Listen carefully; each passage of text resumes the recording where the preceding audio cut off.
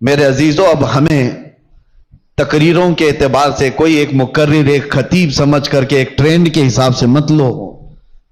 میرے پاس اب وہ فن بھی نہیں ہے، نہ میں اپنے الفاظ سے چمکا کر کے کسی کے اوپر دباؤ ڈالنے کے لیے تقریریں کرتا ہوں. نہیں، ایک درد نکلتا ہے آج امت کے لیے خاص طور پر.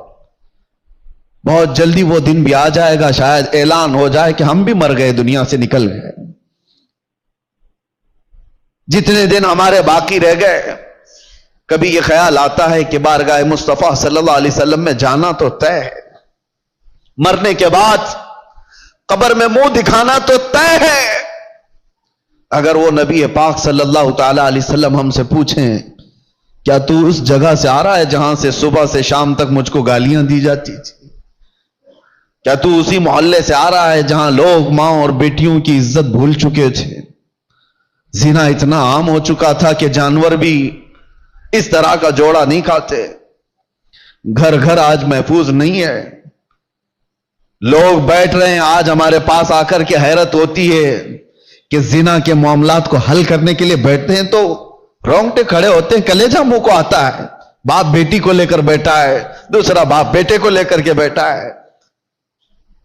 کن معاملات پر آپ بات کر رہے ہو؟ ایک بار میرے آقا صلی اللہ علیہ وسلم کے پاس ایک صحابی آئے تھے، ماعز اسلمی، کہا آقا مجھ سے خطا ہو گئی ہے، مجھ سے غلطی ہو گئی ہے. حضور نے پوچھا ہوا کیا ہے؟ کہا بتا نہیں سکتا، بہت تکلیف کی بات ہے. حضور نے فرمایا بتاؤ تو تمہارا علاج کیا جا سکے. انہوں نے کہا زنا ہو گیا ہے، مجھ سے زنا ہوا.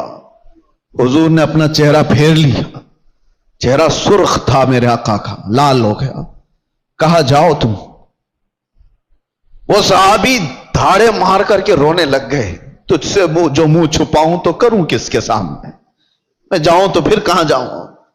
نبی پاک صلی اللہ تعالی علیہ وسلم نے ان کو کھڑا کر کے پوچھا ہوش میں کہہ رہے ہو؟ انہوں نے کہا ہاں میں ہوش میں کہہ رہا ہوں، ہو گئی مجھ سے خطا. حضور نے فرمایا کیا تجھے پتا ہے اسلام میں سزا کیا ہے اس کی؟ پتھروں سے مار کر ہلاک کر دیا جائے گا. انہوں نے کہا ہاں یا رسول اللہ پتا ہے مجھے. پھر بھی کہہ رہے ہو؟ کہا ہاں، اس آخرت کی سزا سے تو بہتر ہے کہ آپ مجھے دنیا میں پاک کریں. 3 مرتبہ پوچھنے کے بعد بھی جب انہوں نے کہا کہ ہاں مجھ سے خطا ہو گئی، تو حضور نے صحابہ سے کہا جاؤ یہ اقبالی مجرم ہے، انہیں لے جاؤ جبل انم، ایک پہاڑی مدینے میں. وہاں پر صحابہ لے کر کے گئے، اوپر سے ان کو پتھروں کی بارش کی گئی، وہ قتل ہو گئے، ان کا انتقال